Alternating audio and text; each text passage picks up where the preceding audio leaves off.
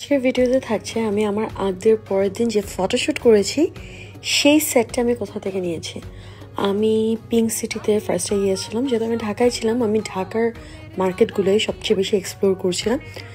So pink সিটিতে আমি তন্ন করে লিটারেলি গ্রিন কালার জুয়েলারি খুঁজতেছিলাম because I have planned to wear white.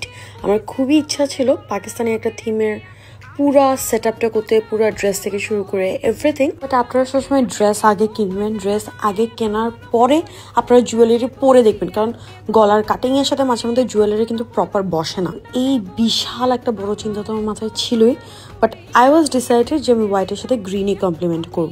Pink সিটিতে মাশাল্লাহ এত দাম, অফকোর্স পিঙ্ক সিটি বলে কথা, অনেক বেশি এক্সপেন্সিভ ছিল। ঘুরতে ঘুরতে আমি টায়ার্ড, কর্ন আর সব স্যান্ডউইচ খায়। সো লাস্টে যখন পিঙ্ক সিটি থেকে বের হয়ে যাব, এই সেটটা আমার এত ভালো লাগছিল। এটা আমার কাছে মনে হয় 27,000 না 29,000 চাইছিল। অ্যান্ড এটা পরে আমি এত ভালো ফিল করতেছিলাম যে this is the one, this is the one. আমার আরেকটা অভ্যাস হচ্ছে, একটা কিছুতে মন বসে গেলে ওইটা আমি আর উঠাতে পারি না। আমার থেকে মনে হয় যে ওইটার মতনই লাগবে, ঘুরে ফিরে আমি ওই জিনিসটাই খুঁজতে থাকি। বাট এটা এত পছন্দ হওয়ার সত্ত্বেও আমার ইনলস এবং হাজব্যান্ড বলে দিছে যে if you want you can take it. But still আমার থেকে কেন যেন মনে হচ্ছিল এত দাম দিয়ে আমি এর থেকে বেটারও পেতে পারি। সো দিল পে পাথর রাখতে মানে ইয়ে জুয়েলারি নেহি লিয়া। সো যেহেতু এত ঘন্টা ঘুরে ফেললাম, I really wanted to take something at least. এরপর আমি জুতা দেখতে থাকি যে আচ্ছা কিছু না কিনি, অ্যাটলিস্ট জুতাটা হলেও দেখি পছন্দ হয় কিনা। সো অনেক ধরনের জুতা দেখতেছিলাম আমার গাউনের সাথে পরার জন্য।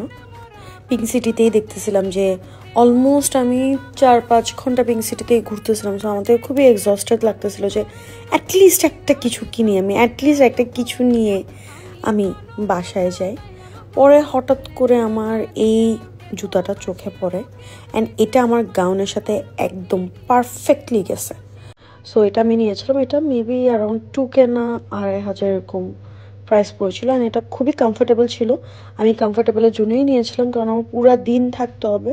সো পুরা দিন এমন একটা জুতা লাগতো আমার যেটা আমি কমফোর্টেবলভাবে পরতে পারবো। So this was the one, this was my sandals. যাই হোক, পিঙ্ক সিটির ফুচকা অনেক ফেমাস, সবাই জানে। So how can I miss it. যত যাই খাই না কেন, ফুচকা এটা আমি বাদ দিতে পারবো না। সো আমি পিঙ্ক সিটির ফুচকা মিস না করেই আমি ওইটা খেয়ে এরপরে আমি হচ্ছে বসুন্ধরা সিটিতেও গিয়েছিলাম। বসুন্ধরা সিটিতেও আমার ভালোই দাম মনে হয়েছে। সো সবাই বলছিল চাঁদনি চকে একবার দেখতে। সো আমি ভাবলাম আচ্ছা ঠিক আছে, চাঁদনি চকে একবার দেখি। ওখানে ছোটো ফুচকাটা অস্থির মজা ছিল।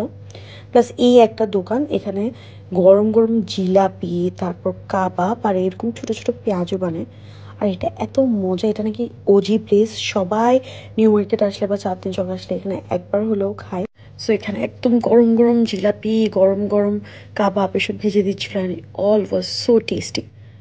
সো আমি এরপর আবার জুয়েলারি দেখতেছিলাম। আমি পিঙ্ক সিটির পর আমি চাঁদনি চকে দেখলাম, বসুন্ধরা সিটিতে দেখলাম।